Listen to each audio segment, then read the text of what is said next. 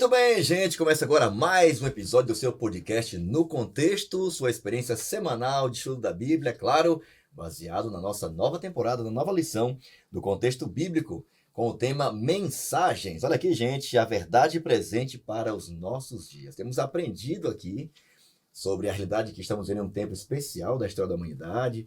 Deus separou uma mensagem exclusiva para esse tempo, que antecederá o maior evento da história, que é a volta de Jesus. E é importante demais que a gente não só saiba, mas esteja disposto a compartilhar, a não guardar para a gente essa mensagem que tem levado esperança para muitos corações.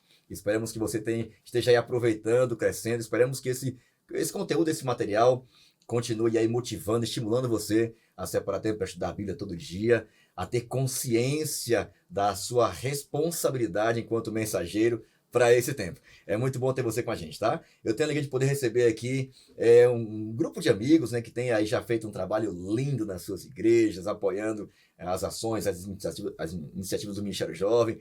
Tem projetos lindos também que têm sido conduzidos por eles, tem contribuído muito para a pregação do Evangelho. Eu tenho a alegria de poder receber hoje aqui nesse dia o Vinícius. Ele é diretor associado aqui do Ministério Jovem, gosta também, amante do Clube de Desbravadores, é conselheiro. Ele está terminando sua faculdade de jornalismo, tá, gente? Mas, meninas, ele já está comprometido. É verdade, tá? Eu acho que eu estou anunciando isso aqui oficialmente hoje aqui, viu? Mas o pessoal agora vai estar sabendo já, viu? Ele tem um hobby. Sabe qual é o hobby dele? É escrever. É brincadeira? É um brother, um garoto muito especial. Tenho uma admiração muito grande por ele. Tem feito um lindo trabalho. Vinícius, mais uma vez, muito obrigado, tá? Por estar com a gente aqui no podcast No Contexto. Obrigado, Fabrício, pela apresentação. Bom, ele já me explanou aqui, então espero que até a altura do vídeo esteja tudo certo, tudo caminhando.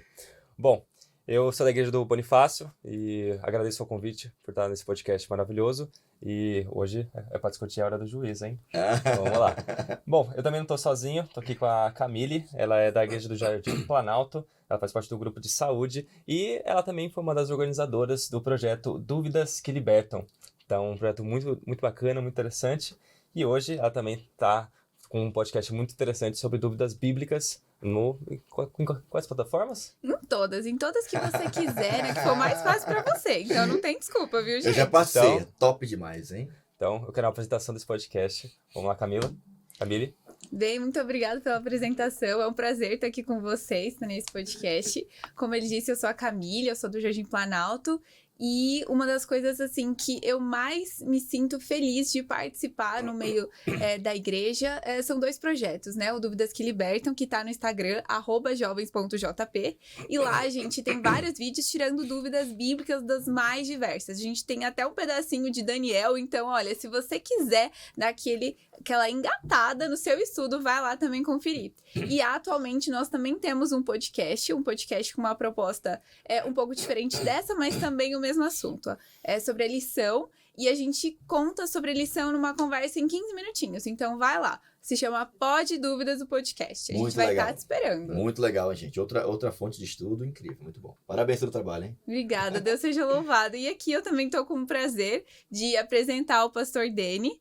Ele é da APL, ele trabalha com mordomia, trabalha com saúde. E, gente, nossa, não, eu já senti uma ligação aqui porque a fruta favorita dele é mamão. E eu amo mamão, gente. Então eu já falei, esse cara é incrível, né? Óbvio.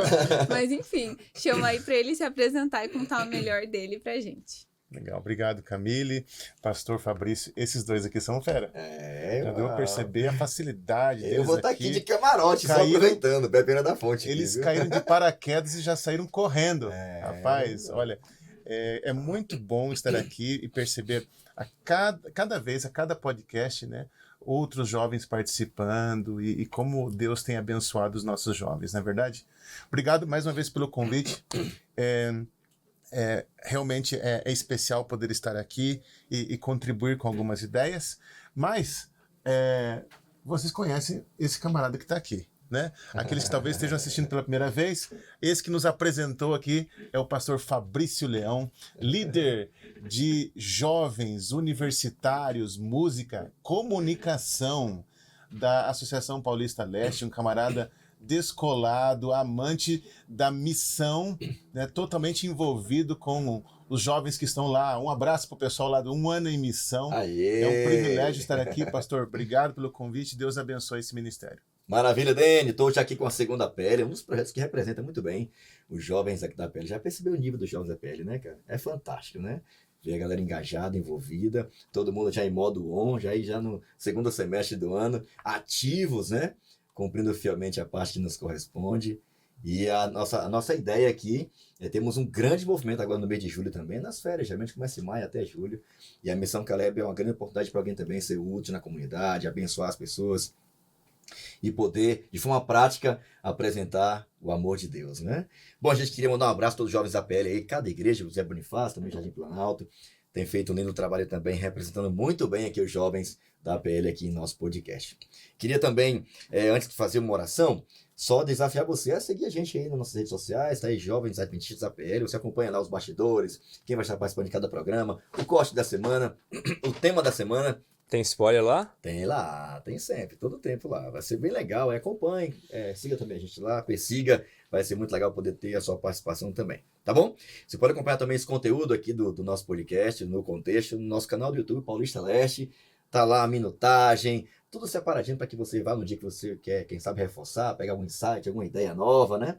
O mais importante é que você veja nesse conteúdo, nesse material, um recurso a mais para poder, você que é professor, você que conduz a lição, foi chamado para passar a lição ali, e tem um recurso a mais ali, tem vídeo diário, tem vídeo resumo da semana, tem o nosso podcast, tudo também disponível aí, não só no nosso canal do YouTube, mas também no adv.st ou /st. Espaço Jovem, você pode acompanhar esse conteúdo também lá. Toda a América do Sul também tem recebido esse material também através da Casa Publicadora. E, se você quiser acompanhar também em áudio, você pode acompanhar aí na plataforma preferida sua, procurando por No Contexto Podcast, você pode aí em qualquer plataforma de áudio acompanhar e fazendo sua caminhada, né? Sei lá, no metrô, você pode também estar acompanhando esse conteúdo, sempre disponível no início de cada semana, antes do estudo, do bate-papo no final, na classe Escola Sabatina no final da semana, tá bom? Eu queria pedir ao Vinícius agora que fizesse uma oração, pedindo a bênção de Deus para que a gente entenda, é um assunto muito legal, aparentemente até fácil de entender, quando você dedica tempo, é verdade, né? Mas muita gente ainda fica com dúvidas sobre esse assunto, e eu queria pedir que você orasse para que a gente estivesse aqui tendo a direção de Deus para a gente poder estudar. Vamos orar, independente de onde esteja, caro ouvinte, te convido para essa oração. Oremos. Altíssimo, soberano Deus, maravilhoso Pai, obrigado por nos reunir em mais um programa. Obrigado por nos reunir, Pai, para não fazer qualquer outra coisa além de falar de Ti. Obrigado, Senhor, por nos levar em segurança para cá. Obrigado por estar com este que nos ouve. Que o Senhor esteja à frente de tudo, Senhor. Que nós possamos entender esse tema tão importante, que é o tema da Sua volta. Que possamos falar não apenas de nós mesmos. Na verdade, que não falamos de nós, mas falamos de Ti, Senhor. É o que nós pedimos e agradecemos. Em nome de Jesus. Amém. Amém, amém. Obrigado, Vinícius, pela oração, tá bom? Tema da semana, gente, tá muito legal. Temos aí seguido numa crescente, já temos acompanhado o contexto que envolve essa mensagem central do Apocalipse.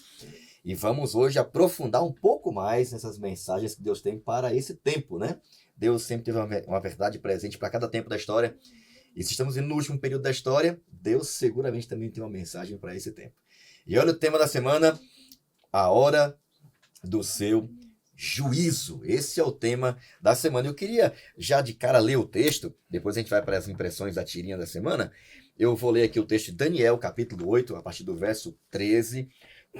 Daniel ali, a partir do verso 7, capítulo 7, né, capítulo 8, Daniel se angustia muito, né, por tudo que está acontecendo em torno da visão que Deus está revelando para ele. Haveria ali um momento de perseguição, Deus seria afetado, né, no processo de intercessão pelo seu povo, o povo seria perseguido, morto, e Daniel fica angustiado, né? O contexto é esse, ele faz uma pergunta para Deus, né? Ele quer saber quando é que isso vai acabar, quando é que a mentira vai deixar de prosperar, quando é que a verdade vai ser restaurada, quando é que o sofrimento do seu povo vai acabar. E no verso 13, ele diz o seguinte, do capítulo 14. Então ouvi 2 anjos conversando, e um deles perguntou ao outro, quanto tempo durará os acontecimentos anunciados por essa visão? Até quando será suprimido o sacrifício diário e a rebelião devastadora prevalecerá? Até quando o santuário e o exército ficarão entregues ao poder do chifre e serão pisoteados? E aí vem o verso 14. Então ele me disse: isso tudo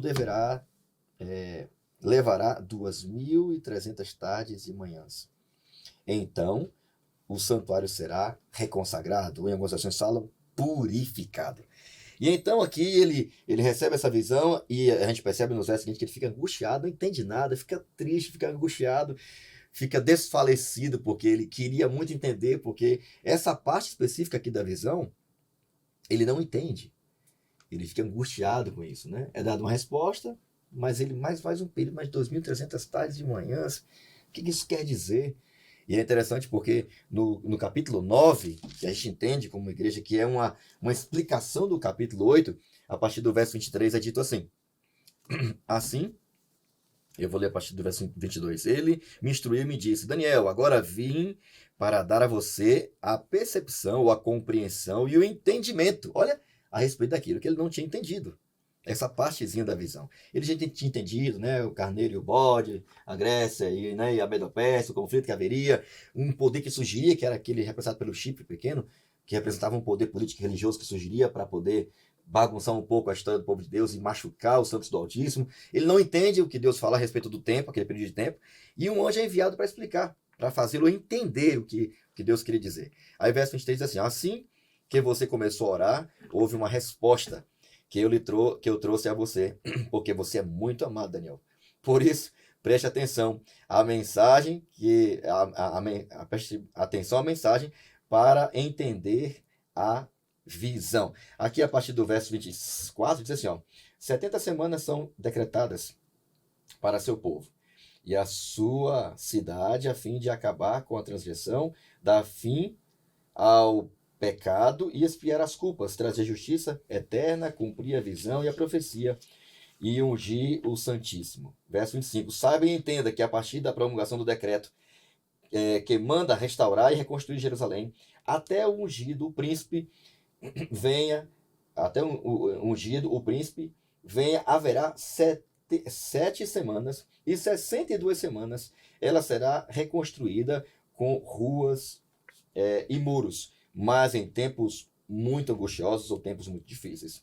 Depois de 60 semanas e 2 semanas, depois de 62 semanas, o ungido será morto e já não haverá lugar para ele. A cidade e o lugar santo serão destruídos pelo povo do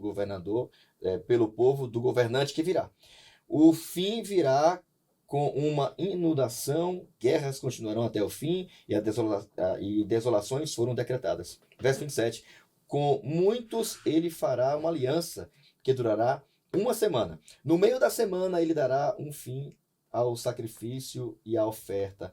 E numa ala do templo será colocada o sacrilégio terrível, até que chegue sobre ele o fim que lhe está decretado.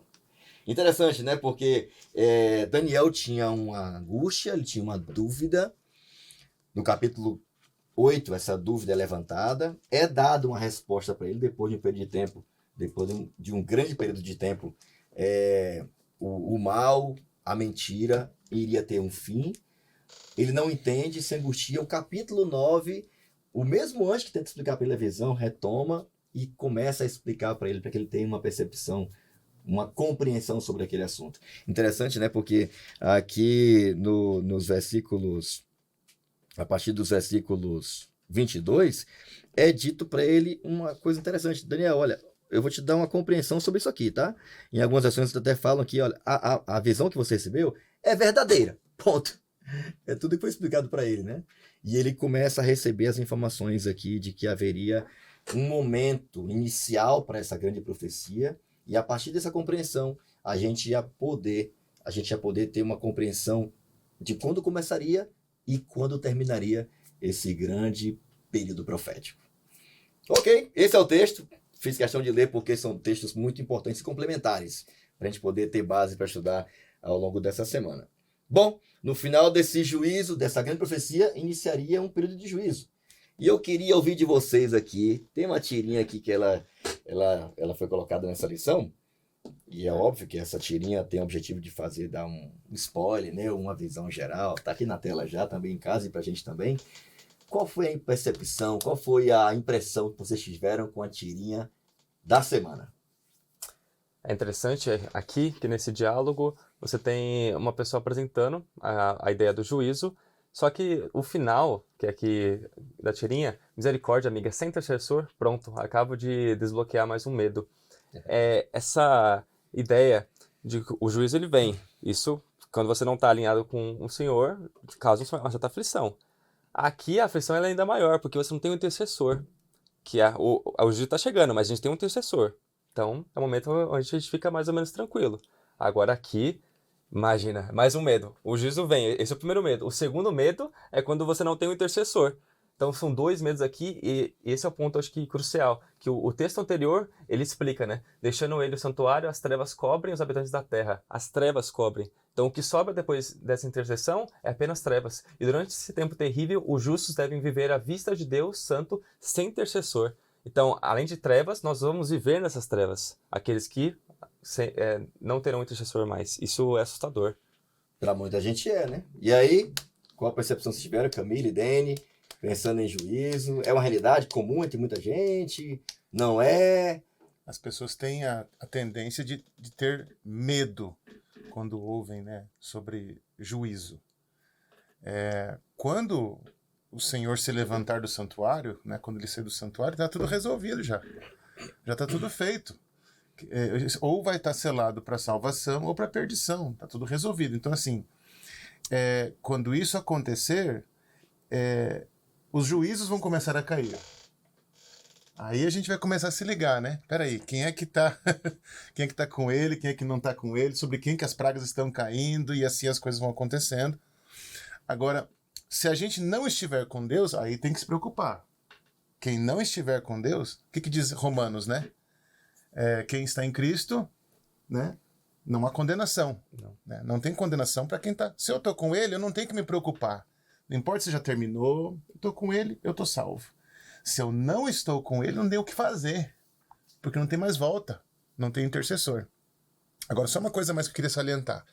Quando a gente lê no texto que a gente vai viver sem intercessor, isso não significa que a gente vai viver sem o Espírito Santo. Tem muita gente que às vezes acha assim, não, a gente vai estar sozinho, vai ter que aguentar no osso, entendeu? Mas nós não teríamos a menor condição, nós continuaremos com a natureza pecaminosa. Nós não teríamos a menor condição de viver esses dias refletindo a Deus sem a ação do Espírito Santo em nossa vida. Então, não vai ter mais intercessor? Não. Mas a gente vai ter o Espírito Santo para nos ajudar nesse momento da história. Camille, sua impressão aí da tirinha? E eu concordo exatamente com o que o pastor Dene disse, porque não faz sentido em relação ao caráter de Deus simplesmente segurar a nossa mão por todo o caminho e quando chegar, tipo, na última escada, no último degrau da escada, ele simplesmente, vai lá, sobe sozinho. Tipo, não faz sentido, não faz parte do caráter dele. E eu acho que realmente, se você ler só esse texto isolado que tá na tirinha, da página 614, acredito que seja até do Grande Conflito, né? Você realmente dá um medo, né? Que você fala, nossa, sem intercessor, mas a partir do momento que você tem o contexto da história, você sabe quem é o Deus que você tá servindo e você não tem esse olhar só no final, mas você tem o olhar no processo. É muito mais fácil você confiar que isso é você bloquear esse medo, né? Porque ela tá falando, acaba de desbloquear mais um medo. Mas quando você sabe o Deus e o processo em que esse Deus está, você bloqueia o medo. Porque você ama e por causa desse amor a Deus, esse amor lança fora o medo. Então, eu acho que essa é a minha impressão. Assim, se você lê superficialmente, realmente você também desbloqueia o medo. Mas a partir do momento em que você conhece o Deus que está por trás de toda a história e acima de toda a história, você acaba bloqueando o medo porque você percebe que não é mais preciso. Medo é só preciso se você, nesse processo, não teve consigo, né, o Deus que controla tudo, o juiz. Top demais, hein? A minha impressão aqui, não sei se você viu, tem uma amiga contando para outra, né? É que a informação que ela tem de que há um juízo ou de que haverá um juízo está na Bíblia. E a minha impressão que eu tive assim, vendo, é lógico que quem vai começar a ter contato com o que está na Bíblia, a princípio vai ficar meio que assustado, mas à medida que ela for conhecendo, esse medo vai sendo desbloqueado. E eu anotei aqui na minha lição o seguinte, o juízo de Deus já estava previsto na profecia. Porque após esse grande período profético, haveria ou daria-se início o juízo de Deus, né? E o juízo de Deus, que aprendeu na lição anterior, é para salvar. Eu queria até pedir a Camila aqui, que a lição começa aqui contextualizando com uma história muito legal, né? Sim. E eu queria pedir a você que nos ajudasse a nos contextualizar aqui. Já teve uma fala sua sobre um Deus que protege, que ama. Sobre suas asas é o tema aqui do contexto da lição de domingo. Eu queria que você nos ajudasse aqui contextualizando a gente no início da lição, Camila. Eu gostei muito dessa história, eu gosto muito, assim, de exemplos da vida que mostram um pouco do caráter de Deus. E aqui vem contando a história que foi dita na revista National Geographic, em que uma pessoa, num parque dos Estados Unidos, um guarda florestal, especialmente depois de uma queimada, ele foi ver os estragos que haviam acontecido, né? E nessa busca dele, nessa avaliação do terreno que tinha sido queimado, ele encontrou um passarinho, tipo, todo queimado. E daí ele, assim, incomodado com essa cena, acabou mexendo ele. E ele viu que por baixo, né, embaixo desse pássaro que estava todo queimado, tinham alguns passarinhos. E ele percebeu que era a mãe que tinha preferido ficar lá no meio do fogo, protegendo os filhotinhos dela, do que ela simplesmente, com as asas que ela tinha, ela poderia escapar daquilo, ela talvez pudesse voar para sair daquela situação, né? E ela escolheu ficar lá protegendo os seus filhotinhos. E aqui a ilustração, ela vem exatamente para trazer esse contexto de que Cristo, ele escolheu receber as chamas do Calvário. Foi uma coisa intencional. O sacrifício de Cristo, ele foi intencional porque ele nos ama. E aqui é citado na lição em azul, que diz assim: na cruz, Cristo foi julgado como um pecador condenado para que pudéssemos ser julgados como cidadãos justos do reino celestial. E antes até menciona que as chamas do juízo divino queimaram sobre Cristo no Calvário, e todos os que permanecem nele estão seguros para sempre sob suas asas.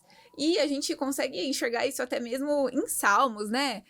Tem vários textos que Davi fala, sobre tuas asas, estou seguro. Enfim, tem milhares de ilustrações, e essa história, ela vem para trazer isso, que o juízo divino, ele pode até chegar em você, quer seja positivo ou negativamente, mas primeiro ele alcançou a Cristo. E se ele alcançou a Cristo, ele deu a oportunidade de não te alcançar.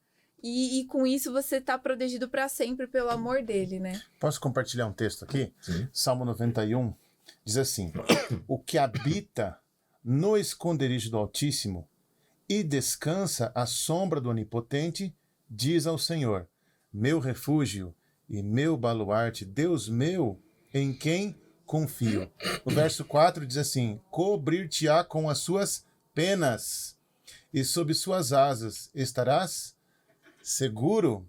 A sua verdade é pavês e escudo. Interessante, exatamente a história que você falou está aqui. Eu queria salientar uma coisa: aquele que habita no esconderijo não é aquele que visita Deus de vez em quando, é aquele que mora sob as asas de Deus, entendeu? Então é diferente isso aqui. Eu acho que a gente tem que salientar. Você falou uma coisa interessante antes, Camille. Quem é que tem medo de juízo? É quem não convive, quem não conhece o caráter de Deus, quem não conhece o processo, né? Quem mora com ele, quem vive com ele, quem está em Cristo, não tem condenação, não precisa ter medo, entende? Então quem habita no esconderijo do Altíssimo não tem medo do juízo. Queria deixar isso claro. E é interessante nessa lição que ela quase é um contraste com a parte segunda, que a de segunda ela mostra temor. O temor das personagens com relação ao juízo. Aqui na parte de domingo, ele já mostra a solução para esse temor. Já na lição seguinte, é quando você fala do sacrifício de Cristo. Porque qualquer temor em relação ao juízo, ele é um temor que esquece aquele que veio para resolver os medos. Aquele que veio justamente para pagar o preço do pecado que causa o medo. Que o medo, ele não é o medo do juízo, o medo da vinda do Senhor. Como isso poderia gerar medo? Isso só gera medo num contexto de pecado. Se o contexto é de pecado, significa que alguém precisa resolver esse pecado. E esse alguém já resolveu. Esse alguém é o próprio Cristo. E ele se apresenta como um sacrifício. A parte em azul, eu vou até ler novamente. Na cruz, Cristo foi julgado como um pecador condenado para que pudéssemos ser julgados como cidadãos justos do reino celestial. Então, isso na fala do Dene, na parte de sábado, em relação a nós, que o Espírito Santo não vai sair. E por que ele não sai? Porque se ele sair, nós não podemos fazer nada de bom. Porque aquilo que é bom em nós é fruto de um trabalho do próprio Deus. Uhum. Então, um mundo sem Cristo, um mundo sem sacrifício, ele é um mundo em trevas. Então, as trevas elas só podem se dar de forma absoluta quando não tem Deus. E totalmente desprotegido, né? Exatamente. Bom, é muito interessante. Obrigado aí pelas contribuições aí. Mas Daniel, gente, voltando aqui à questão do tema específico aqui, porque Daniel, ele recebeu a informação de uma visão, né? Uma visão profética ele recebeu e ele não entendeu. Afinal, pastor Dene, essa visão dos 2.300 tardes e manhãs, lá no hebraico está tarde e manhã, né? Representando um momento específico que acontecia no santuário ali terrestre, né? Havia um sacrifício contínuo e tal, que acontecia de manhã à tarde, mas que compreendia um só sacrifício. A pergunta é, hoje tem uma galera que tem jovens em casa estudando a lição, né? Estudando a Bíblia e tal. É possível compreender essa profecia? Hoje podemos continuar como Daniel ainda, meu Deus, o que isso queria dizer e tal. Essa parte da profecia, é possível? Como e por onde a gente poderia entender o que Deus queria ensinar para Daniel através dessa grande profecia? Entender essa profecia não é apenas possível, mas é extremamente necessário para a nossa fé. Entender profecias é ter uma âncora enquanto a gente está num mar turbulento, em meio à tempestade. Então, conhecer profecia é uma âncora para a gente. Tá? Conhecer esta profecia aqui especificamente, que é uma linha de tempo, nos dá uma segurança em relação ao momento histórico que a gente está vivendo. Daniel ficou desesperado. Como é que vai ser isso daqui? Até quando e tal? Deus, no final do livro dele, diz assim, Daniel, só respira, fica de boa, encerra o livro. Isso aqui é lá para frente. Lá na frente, Daniel, vai ter um monte de podcast. Lá na frente vai ter um monte de gente que vai estudar. E a ciência sobre o livro vai se multiplicar. Então é o seguinte, ó. Fica de boa, vai dar tudo certo. Lá na frente, no tempo do fim, o pessoal vai entender. Mas Deus explica para Daniel essa linha de tempo, chamada de 2.300 tardes e manhãs, até que comece o quê? A purificação do santuário. E dentro dessa linha de tempo, acontecem eventos ali. Que marcam o início. Que marca o início das 2.300 tardes e manhãs. Né? Quando é que é o início? Né? Deus fala no capítulo 8, quando que é o final, no final das 2.300 tardes e manhãs. E daí no capítulo 9 ele diz, o anjo vem para explicar qual é o início das 2.300 tardes e manhãs. Né? Sendo no decreto de Artaxerxes, quando Artaxerxes chega e diz assim, pessoal, vocês podem voltar para a terra de vocês, podem voltar a reconstruir, o que precisar de dinheiro. Vou mandar a minha guarda para proteger. Isso, podem voltar, podem refazer, né, a cidade de vocês. Ali foi o início, 457 antes de Cristo.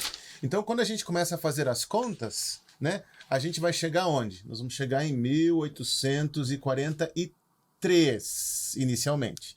Mas quando você entende que o decreto foi dado em outubro, né, de 457, então a gente precisa de alguns meses a mais para fechar 2.300 anos. E isso, então, nos leva para dentro de 1844. Assim como eu faço aniversário em agosto, né, então eu preciso de 8 meses de cada ano para poder fechar. Né?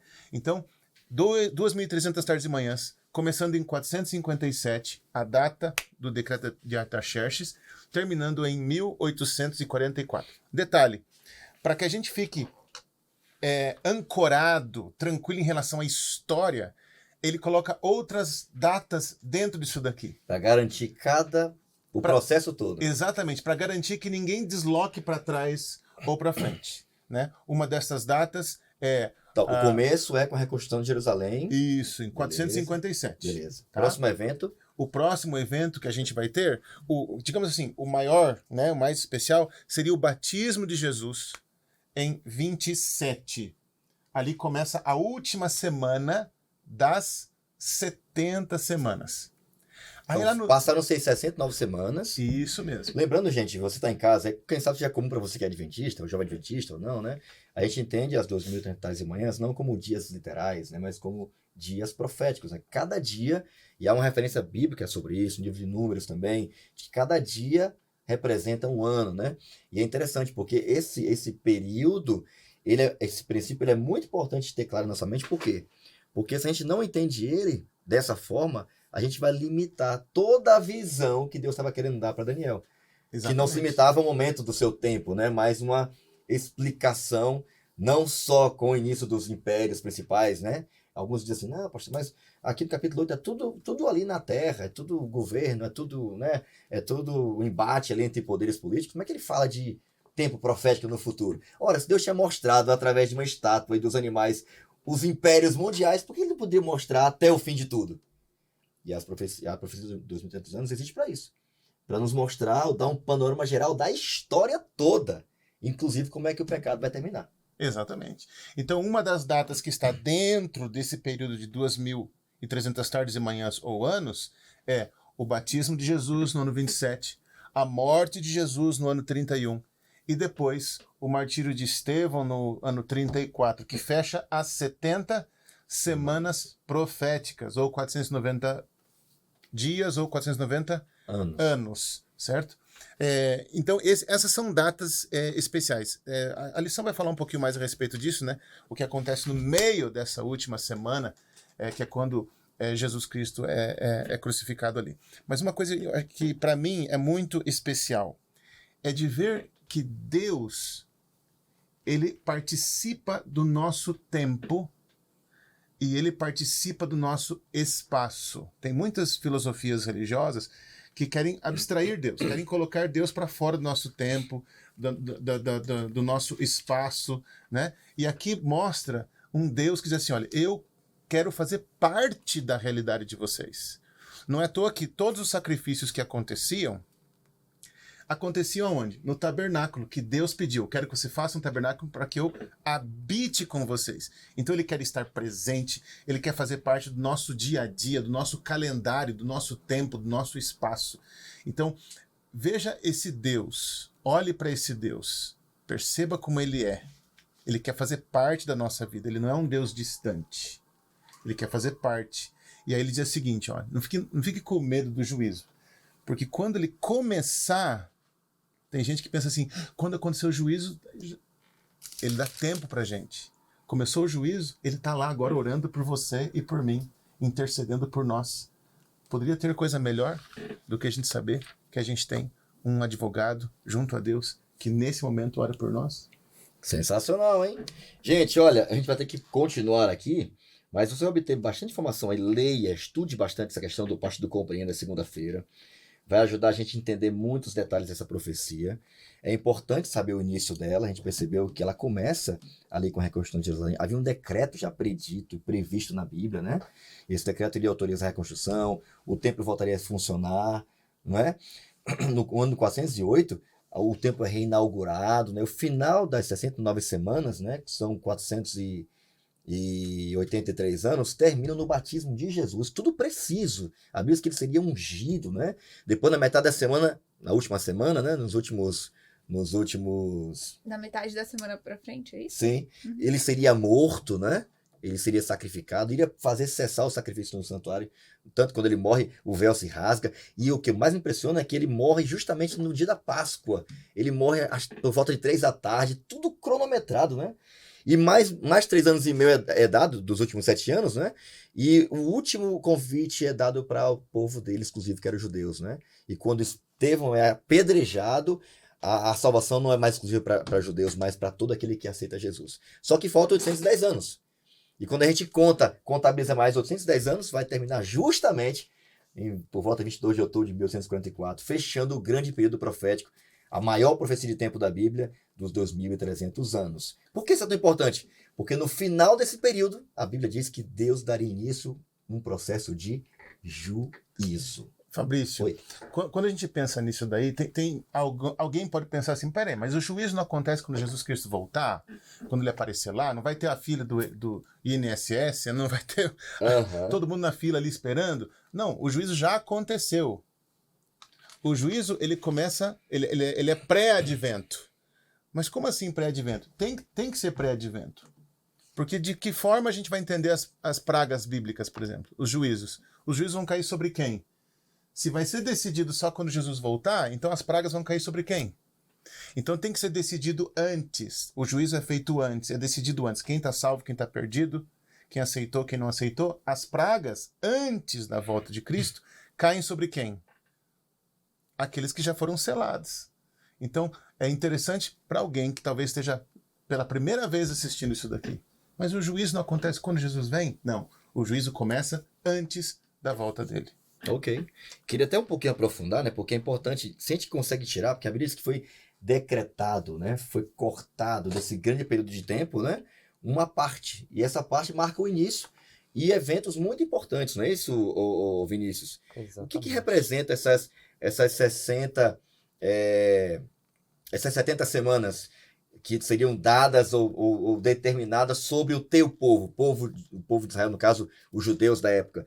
O que você conseguiu entender, extrair aqui do que representa esses 490 dias? Que, na verdade, representam 490 anos. Bom, proféticos. esses 490 anos, é interessante que aqui na parte de terça-feira tem o último parágrafo da primeira coluna. Os 490 anos se referem à primeira vinda do Messias. Então, essa preparação entre a libertação do povo lá da Babilônia, ela passa 490 anos, que são aí as 70 semanas, que aí dá 490 dias. O ano profético, conforme nós podemos ver em Ezequiel 4:6 e Números 14:34, a gente entende que cada dia equivale a um ano literal. Então essa é a referência bíblica disso. E aí, essa preparação até a chegada do Messias. Esse Messias, ele foi prometido já desde muito tempo, desde do Éden. Essa nova preparação acontece a partir da saída do povo da Babilônia até chegar ao nascimento de Jesus. E aí, nesse período que tem a parte do interbíblico, e aí são muitos anos. E aí, se você fizer os cálculos, subtraindo 490 anos de 2.300 anos, vão restar os 1.810 anos, que aí, no finalzinho da parte de terça-feira, fala: os capítulos proféticos de Daniel 7:9 e Apocalipse 14 concentram-se especialmente nos apelos urgentes de preparação para a hora do juízo. Desde 1844, então esses 490 foram subtraídos sobre os 1.810 anos. Se você pega, então, o fim da vinda de Messias, quando ele morre, que é 34 depois de Cristo, até 1810 anos depois, vai dar 1854. E desde 1854, o que nós vemos hoje? Vemos na hora do juízo, mencionado na mensagem do primeiro anjo, é chegada a hora em que ele vai julgar. Ou seja, o começo do chamado, então, o começo dessa profecia é a libertação do povo judeu lá da Babilônia. O final é justamente quando o Messias ele vai para o juízo, onde ele vai julgar o povo. Então é quase a segunda libertação. Isso mesmo. É quase a segunda. Porque assim, a primeira é um decreto de libertação. A segunda é quando ele começa a fazer o julgamento para a libertação final. Para fazer uma libertação final. Interessante isso, é interessante a leitura, né? E como a gente consegue perceber o interesse de Deus que nos dá segurança, né? Haviam 490 anos sendo destinados ao povo de Israel. Por quê? Você falou um ponto importantíssimo, né? 70 semanas foram destinadas ou cortadas, porque há um plano especial para o seu povo, viu, Daniel? Tá vendo? Você não vai entender agora, mas vai entender depois, tá? E é o seguinte, ó, desde a reconstrução de Jerusalém até o ungido, que é o batismo dele, depois desse período que ele for batizado, ele vai trabalhar pelo seu povo mais 3 anos e meio, e aí ele vai ser morto. Depois da sua morte vai ter mais 3 anos e meio, que é o finalzinho da última semana, e aí aqueles que o aceitaram, ok, e quem não aceitou, e após a ressurreição, né, do próprio Messias matando o primeiro mártir, que um jovem inclusive, que era Estevão, essa mensagem seria expandida para o mundo todo, né? E é curioso porque para fechar os 2.300 anos, há um outro período grande, de 810 anos, que culmina justamente em um outro momento especial, onde Jesus ele agora vai tornar esse sacrifício possível e real, mediando, né, através do seu sacrifício, através do seu sangue, possibilitando a cada um que o aceita o perdão dos seus pecados. E o que é interessante nesse texto é que Deus ele tem um total interesse de que você saiba, como ele também já sabe, né? Que a gente saiba como ele tem conduzido a história, né? E como essa história está centrada em Cristo, antes e depois de Cristo. E essa grande profecia, que é a última grande profecia de tempo, ela deve nos trazer, segundo a Bíblia, segurança. Depois desse grande período, Deus iniciaria sua obra de juízo. A favor de quem? Lembra da galinha cuidando dos pintinhos, um pássaro? A favor do seu povo. A favor de quem ele quer salvar. A quem ele quer vir para libertar. Então, embora haja muita expectativa, algumas delas até negativas em relação ao juízo, nós não precisamos temer o juízo, porque não só ele é o nosso sacrifício, né? Ele não é só aquele que advogou em nosso lugar morrendo, né? Mas é aquele que também agora pretende vir como juiz para nos libertar, para nos salvar. Por isso que o Dani falou muito importante, compreender essa profecia, estude, tem bastante material nessa semana aqui de QR Code para você aprofundar seu conhecimento sobre esse assunto, tá bom? Vamos correndo agora para o hipertexto aqui, a palavra-chave da semana é advogado. Eu queria pedir aqui que a Camille, ela separou um texto aqui do nosso hipertexto aqui, para construir nossa rede semântica, a palavra-chave é advogado. Qual foi o texto que você escolheu, Camille? Qual é a palavra que você queria agregar para a gente compreender melhor o que Jesus veio fazer para nós ou por nós aqui como nosso advogado? Bem, um texto aqui que eu achei muito interessante foi o de Marcos 15:38, que eu leio aqui. Então a cortina do templo se rasgou em 2 pedaços de cima até embaixo. Quando você lê assim rapidamente esse texto, talvez você não entenda a magia que existe nele. Mas imagina um templo gigante e daí a cortina se rasgou de cima a baixo. Sabe? Tipo, não sem foi ninguém rasgar. Então, não foi algo Uma assim pessoa física. lógico. Não dá pra cortina rasgar assim do nada. Ai, do nada, sabe? Então, a gente acredita que foi Deus que, através desse simbolismo, quis mostrar que não existia mais essa separação entre... E nem necessidade, né? Isso, exatamente. A gente não precisava mais fazer sacrifício, ter esse tipo de intermediação para poder alcançar a salvação, porque Jesus Cristo já tinha cumprido esse papel e a gente não precisava mais ficar matando o cordeirinho, porque o verdadeiro cordeiro de Deus foi morto. Então, em relação à palavra advogado, eu vejo aqui justificação, porque é isso que Cristo veio como nosso advogado realizar em nosso favor, né? A justificação dos nossos pecados. Sabe qual foi a palavra que veio à minha mente quando você citou esse texto? Acessibilidade. Sim. Ele tirou tudo que nos impedia de ter acesso direto a Deus, né? Com certeza. Que é o que faz o advogado. Top demais, hein? Justificação. Aí agora eu queria ver o Dani aqui. Qual texto você escolheu, Dani? Qual é a palavra Levíticos que você queria agregar? 16:16. Assim fará expiação pelo santuário por causa das impurezas dos filhos de Israel e das suas transgressões e de todos os seus pecados. Da mesma sorte fará pela tenda da congregação que está com eles no meio das suas impurezas. Quando eu leio esse texto aqui, eu percebo o seguinte: tudo aquilo que Deus faz é por causa do nosso pecado. Ok? Então, como é que eu vou fazer conexão aqui com a palavra advogado? Eu vou usar a palavra honestidade. O advogado, para poder defender a gente, ele precisa que a gente fale tudo para ele. Ele não pode ser pego desprevenido lá no tribunal. Já pensou se o a acusação traz o promotor traz alguma coisa e o advogado não está preparado, né? Então a gente tem que ser honesto com Deus. Foi por causa das nossas impurezas. Ele sabe as nossas impurezas, ele sabe os nossos pecados. A gente não tem que ficar escondendo. A gente tem que ser honesto com ele, com o nosso advogado. Falar tudo, abrir nosso coração para ele. Top demais, hein? É isso aí. E você, Vinícius, qual é o teu texto? Qual é a palavra que você queria colocar aqui? Bom, o meu texto é Romanos 5, versículo 6-9.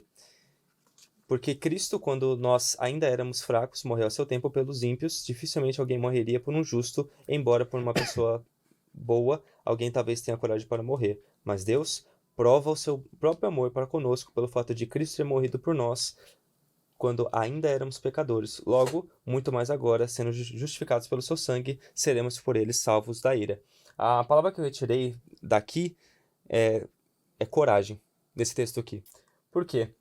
Quando um advogado, ele precisa ser corajoso para defender o seu cliente. Agora, nenhum advogado neste mundo irá morrer pelo seu cliente. Jamais.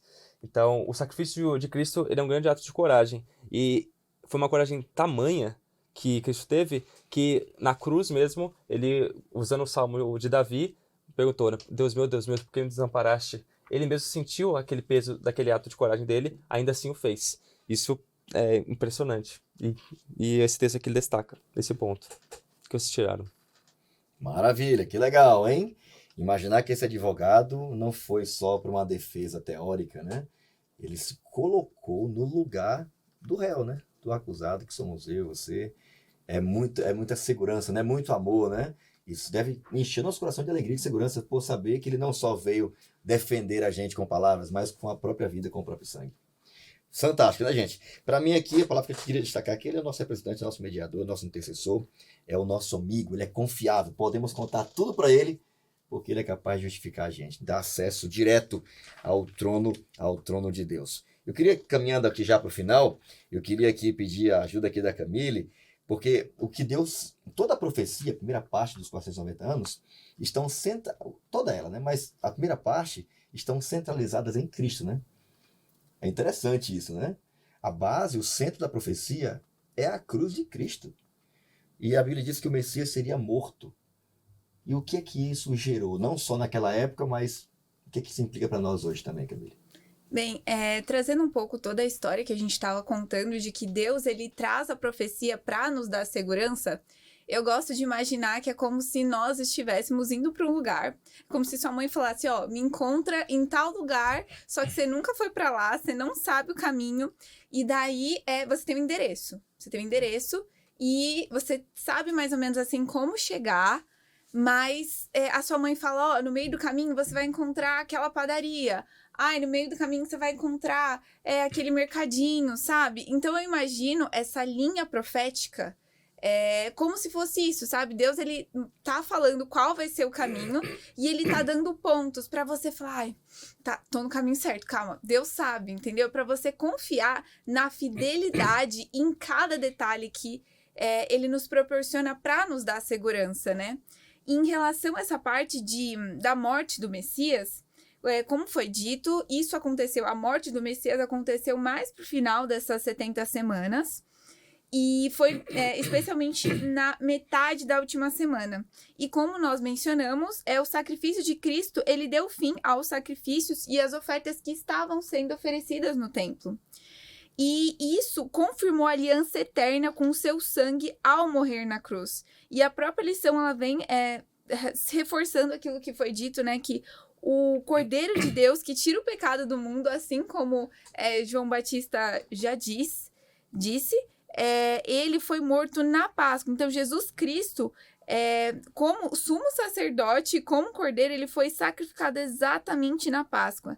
Então, eu queria ressaltar aqui que essa previsão exata da crucificação de Jesus, ela tem que ter um impacto muito grande na nossa vida, porque Deus, ele não quis só nos dar a informação, mas ele deu a informação exata, precisa, na data. Isso faz com que a gente confie muito mais naquilo que ele ainda vai fazer por nós, porque a credibilidade dele, ao a gente ver todas essas promessas cumpridas, ao nos dar todas as informações necessárias, faz com que a credibilidade deles seja assim, o máximo. E me vem também um texto que Jesus diz para os seus discípulos, que fala assim, olha, eu não chamo vocês mais de servos, mas eu chamo vocês de amigos, porque eu falo tudo que o Pai me diz, né? Então eu acho muito bonito a gente entender que depois que Jesus foi morto, depois que essa metade da última semana passou, sabe, teve uma reviravolta total, e essa abertura, essa acessibilidade que Deus nos proporcionou, e essa confirmação de que a gente não precisa ficar mais apegado ao que vai acontecer,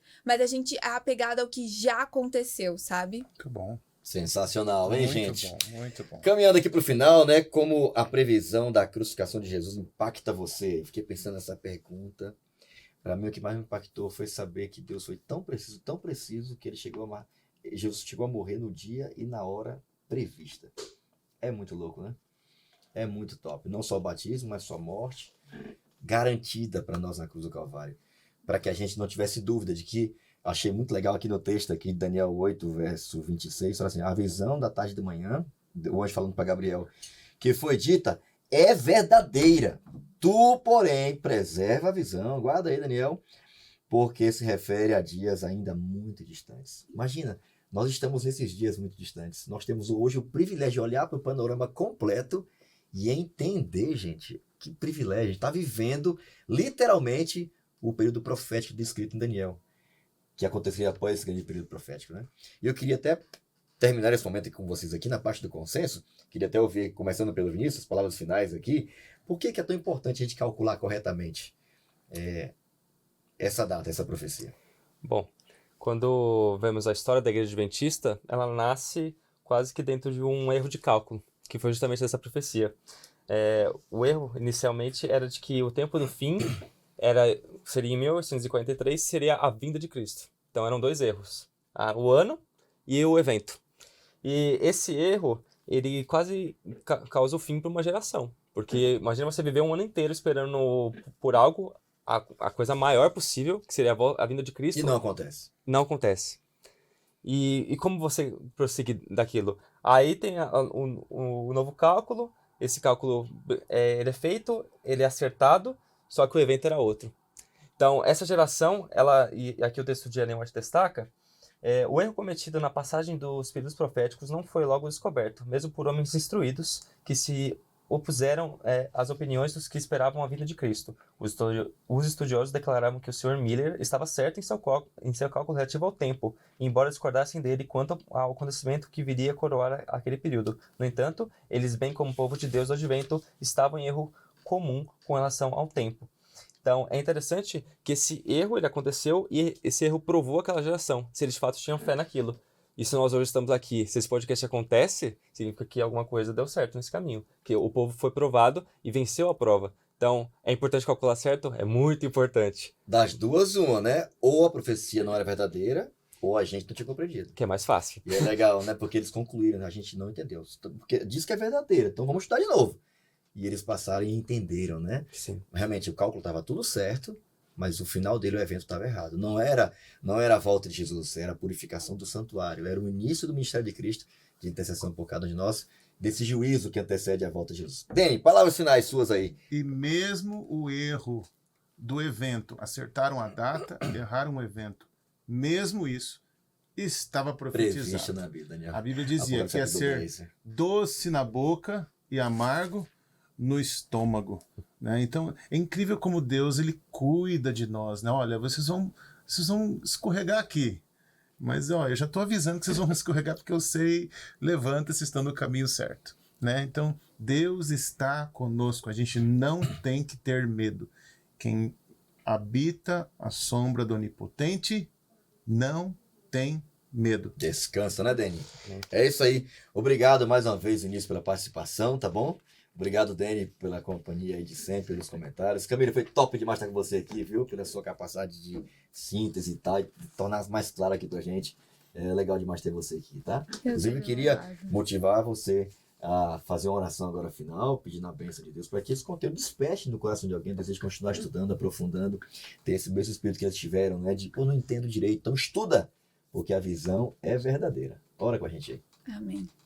Meu Deus do céu, muito obrigado porque o Senhor nos trouxe aqui, o Senhor nos deu a tua palavra. O Senhor quis que nós entendêssemos e que o Espírito Santo a cada dia mais produza esse desejo de ter sede de ti e especialmente das profecias tão necessárias para nós hoje que estamos no tempo do fim.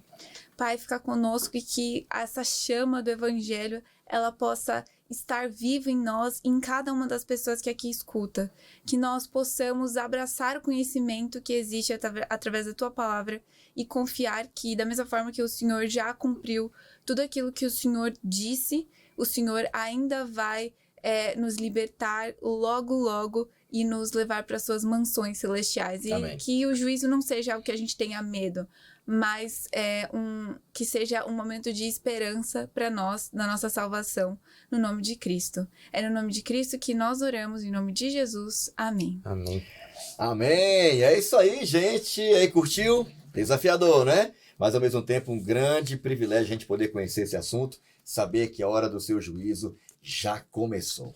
E aí quero te motivar a continuar estudando, aprendendo e, sobretudo, compartilhando esse conteúdo com alguém que ainda não conhece, para que os desbloqueios aconteçam e que a gente não tenha medo do juízo. Ao contrário, que a gente tenha total confiança nesse advogado, que também é o nosso juiz. Obrigado por sua companhia, segue nossas redes sociais, acompanhe o conteúdo, compartilhe também. Nos encontramos aí em breve no nosso próximo episódio do seu podcast No Contexto. Até lá!